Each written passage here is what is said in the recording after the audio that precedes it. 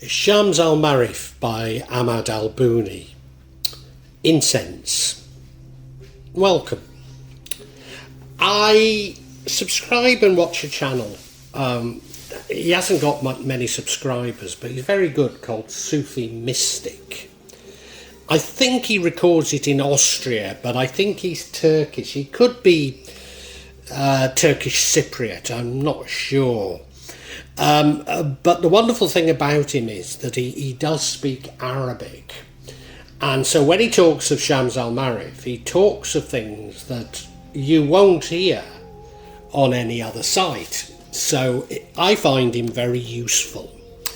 And he talks about smudging quite a bit. Now, we don't tend to use the word smudging in Indonesia, although we do use incense a lot. But whereas he uses smudging for clearing the spirits, we tend to use incense for invoking, be they good or bad.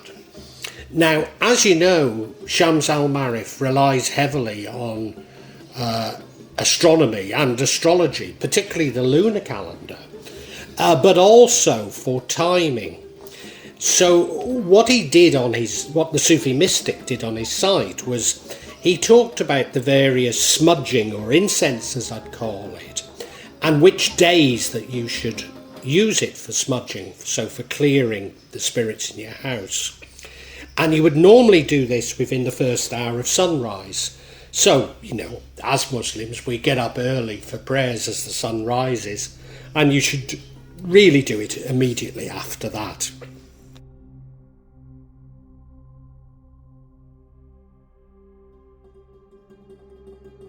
So Sunday, the incense used is Sandarac or callitris quadrivalvis from the avar tree. Sometimes it's mistakenly called juniper gum. Sandarac or sandarach is a resin obtained from this sort of small cypress-like tree called the Tetraclinis articulata. It's a native of northwest Africa, particularly in southern Morocco and parts of the Atlas Mountains. The resin exudes naturally on the stems of the tree, and it's obtained by making small cuts in the bark of the tree, and it solidifies when exposed to air. It comes in the form of small chips which are translucent and have a sort of a slight yellowish tinge to them. Historically, it was used to make varnish, particularly in the late medieval period. Particularly in Morocco, it's used as a folk medicine, and it can be used to relieve cramps and bring an atmosphere of calm during childbirth. A liquor is also made from it, which is drunk for relaxation and medicinal purposes, and this is believed to be useful for treating tapeworm and roundworm, and particularly in Arabia, it would be burnt to treat a cold. Monday, Javanese pepper, or pepper Java, pepper cubeb, long pepper or tailed pepper. And as the name suggests, it's mostly grown in Java. In fact, I grow it in my home in Java and Sumatra, and of course that's the reason why it's called Java pepper. They actually gather the fruits before they become ripe and they're then dried. Commercially, it consists of dried berries, similar in appearance to black pepper, but much longer. The stalks are attached, and the tails. So it's sometimes also known as tailed pepper. When dried, it's wrinkled, and the colours can be from a sort of greyish brown to black, but the seed itself is hard, white, and oily. It tastes, I guess, between allspice and black pepper. I mean, it does have quite a distinct peppery taste. Arab herbalists used this in alchemy, and the name given to it was cubeba, or when preparing the water of it, al-butum. Its modern use, particularly in England actually, for treating gonorrhea. It was frequently formed in the form of a cigarette for asthma and indeed hay fever. And today, maybe its most common use is it's used as one of the flavours in Bombay gin.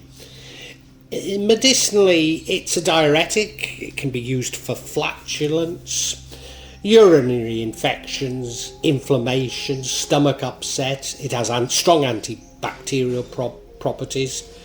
It can be used for respiratory problems and stress. And as I say, I grow it at my home in Java. And I include it in my jamu. Maybe not always, because of it is seasonal, so I don't always have access to it. But when I do, I put it in my jamu. That's a medicinal drink that I drink every day. An alternative that you can use on Mondays is Musk, or as we call it, Kasturi. And it's a name that was originally given to the substance with a very strong odour obtained from the gland of a musk deer. Why I say originally is almost all musk now is synthetic. It has very strong religious and mystical significance. So in Islam, it's considered the most fragrant of all senses. And it was used by the Prophet Muhammad and his companions, and thus is seen as an act of sunnah for Muslims. So we buy these little bottles, probably outside the masjid, and of course there's no alcohol in them, but we roll it onto our skin before we go in to pray. It does contain sort of chemicals that act like a male sex hormone. But people also take it for stroke, for coma, for nerve problems, seizures, convulsions, heart pains and sores. It's believed, and this is the main reason I guess why it occurs in Sams al-Marif, it's believed to overcome the interference of jinn and of magic. Also in Islam, it's said to overcome hysteria, awaken a fainting person, to calm the soul, to eliminate nervousness, eliminate fear and anxiety, eliminates heart palpitations, it enlightens the mind, relieves a shortage of breath and fatigue, strengthens the inner organs, gets rid of flatulence, prevents the outbreak of disease. So I guess what they're meaning by that is the immune system can help to avoid strokes, relieves headaches, and it protects you from mosquito bites.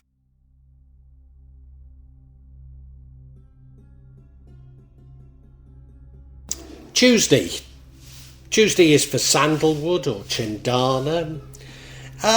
Sandalwood's really a class of trees from the genus Santalum.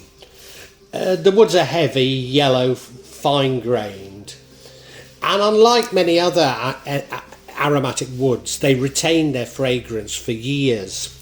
So, particularly where I live in Indonesia, you'll often get furniture made of sandalwood because it smells beautiful. You pull a drawer out of a sandalwood chest and you can still smell it.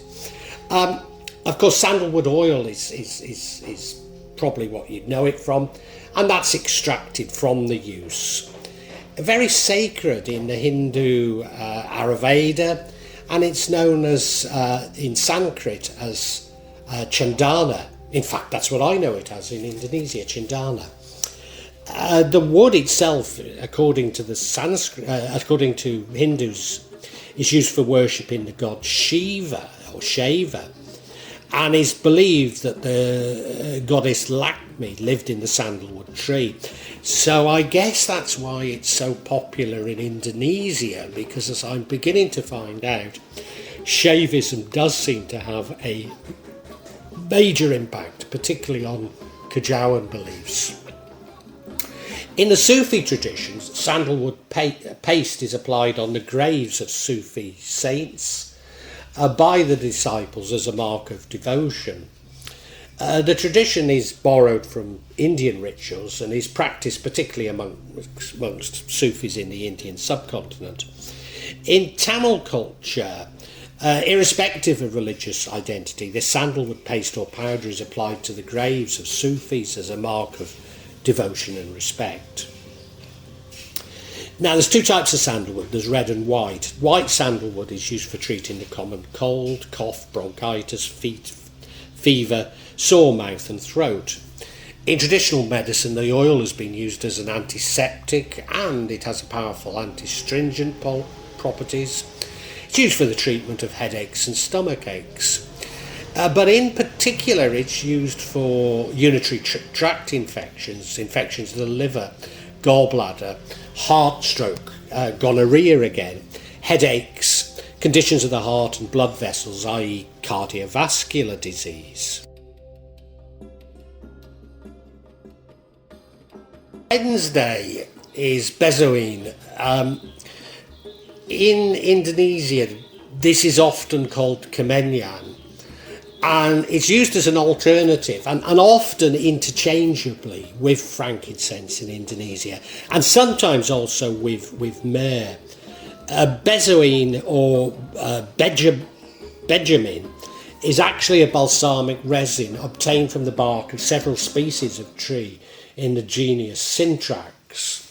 It's often used in perfumes and of course making incense, which this is, and for flavourings, indeed even medicines, so you can get a tincture of bezoin. So for medicinal purposes it's used particularly for the skin, for ulcers, for bed sores and for cracked skins. Mystically, the resin is burned to clear negative energy. It's used to alleviate sadness and depression, to boost the mood and to attract prosperity. However, frankincense, which as I say is often used interchangeably in Indonesia, is more associated with invoking jinn. So this bezoin, it's very common to buy in Indonesia, and it's very common to see it burnt in people's houses, but also burnt on as a grave offering. And I often buy it at the local market when I'm in Java. Thursday, well, bezoin again is used on Thursdays, but the main compound is mastic. Again, it's obtained from a tree, the Pistacia lenticus. It's also known as tears of Chios, being traditionally produced on the Greek island of Chios. And like other natural resin, is produced in tears or droplets. Mastic is excreted by the resin glands of these trees and dried into pieces of brittle, translucent resin.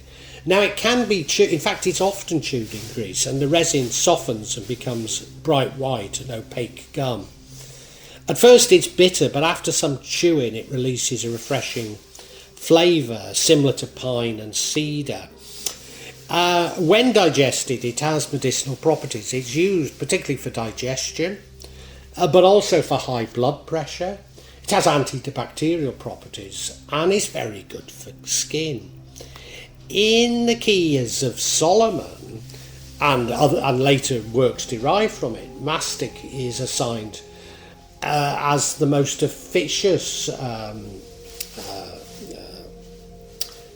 incense for magical operations because it's ruled by the planet Mercury.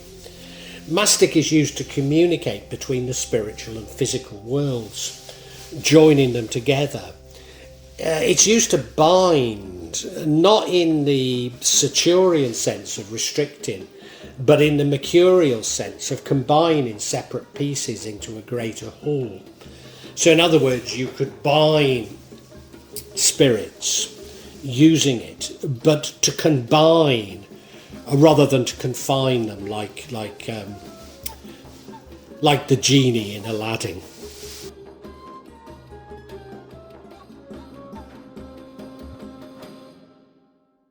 Friday is for cloves, or cengkeh as we call them in Indonesia. They're the aromatic flower buds of a tree in the family of Myrtaceae,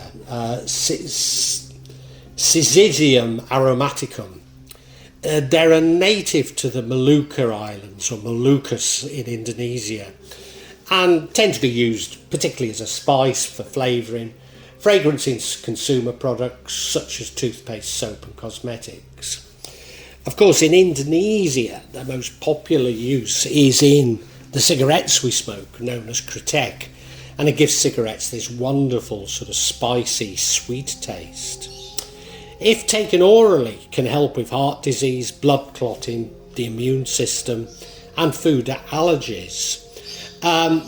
Oil of clove is a traditional essential oil and analgesic, particularly used for dental emergencies. And it is effective against toothache and indeed other types of pain. It may prevent the growth of bacteria, which is often present in the root canal. Now, I actually use it. I do something called oil pulling. So I boil up different things, including cloves, and I use them as a gargle whenever I brush my teeth. And in fact, I spend more time gargling with this than brushing my teeth. And not only does it have this wonderful antibacterial property, but if I do have any toothache, it goes pretty quickly if you use it. Studies have been used to determine it's effective for fever reduction and as a mosquito repellent, also to prevent premature ejaculation. The other thing you can use on a Friday is actually frankincense, which, as I say, we often call kemenyan in Indonesia, although it's also known as olibanum. And it's an aromatic resin, again, used in incense, perfumes, and it's obtained from the tree genus Boswellia in the family Burrascaceae. Now, there's actually several species of Burrascaceae that produce true frankincense: Buellia sacra,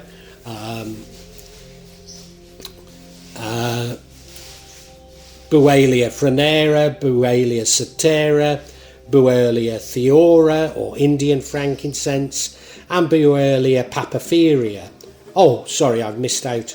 There's Buellia bardajanan and Buellia cateri. It goes back a long time. It's been traded on the Arabian Peninsula for over 5,000 years, and it was traded from the Horn of Africa across the Silk Road. Frankincense can be used to treat things like asthma, rheumatoid arthritis, inflammatory bowel disease, osteoporosis, and multiple sclerosis. The essential oil obtained from it has antimicrobial benefits.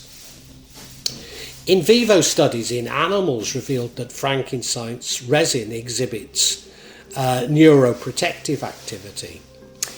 As I say, in Indonesia, it's more associated with invoking jinn. Now, I don't know if that's just a misreading of things or an interesting difference between how it's used in other parts of Islam and how it's used in Indonesia. Saturday, amber is used. Amber is the fossilised tree resin that's been appreciated for its colour and natural beauty since Neolithic times. Much valued from antiquity to the present day as a gemstone, and it's made into a variety of decorative objects and in particular jewellery. Historically it came from the coast west of Königsberg in Prussia, but this is, well, of course is no longer Prussia, so it's become known as Baltic amber, and it used to be the world's leading source.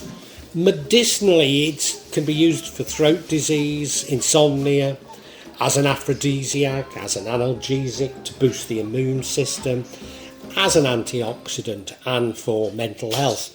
Indeed, it's used for healing the chakras and for energy balancing. It's closely connected to preservation on a spiritual level, and it means that if worn as an ornament or talisman, it can promote eternal youth. Some believe that amber was the resting place of departed souls because of the preserved insects that you find in its thick resins. So amber is worn for good luck and protection from evil. Also on Sundays you can use ambergris or ambergris, which people sometimes think is a form of amber, and nothing could be further from the truth. It's a grey, solid, waxy, flammable substance. Say grey, it could be blackish, and it's actually produced in the digestive system of sperm whales. Freshly produced ambergris has a marine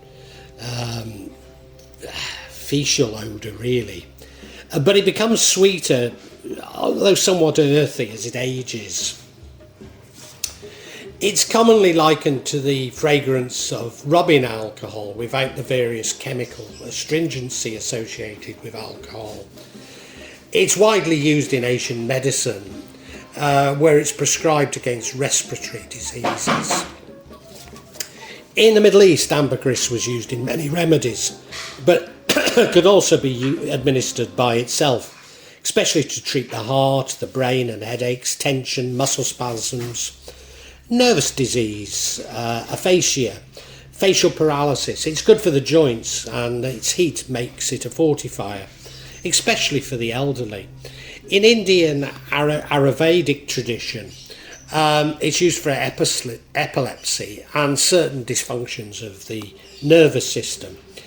In homeopathy, the strain Ambergrissia is developed from true ambergris and prescribed against the timidity and hypersensitivity, disturbed sleep by excitation, sexual disorders of a psychological order, and for chronic depression. And magically, it can also be used to increase the psychic ability, particularly in dream magic.